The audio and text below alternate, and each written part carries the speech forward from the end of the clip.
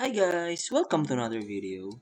In this video, I'm going to show you how to enable the YouTube app Picture-in-Picture on iOS.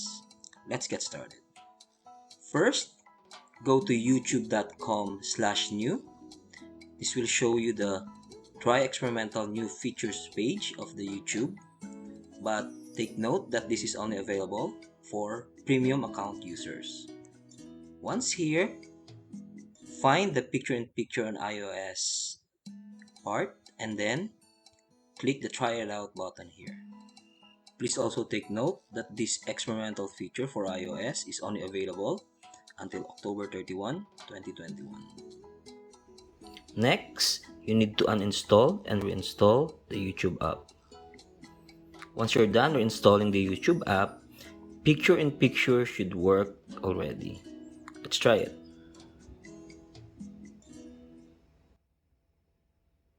Hi guys, welcome to another video.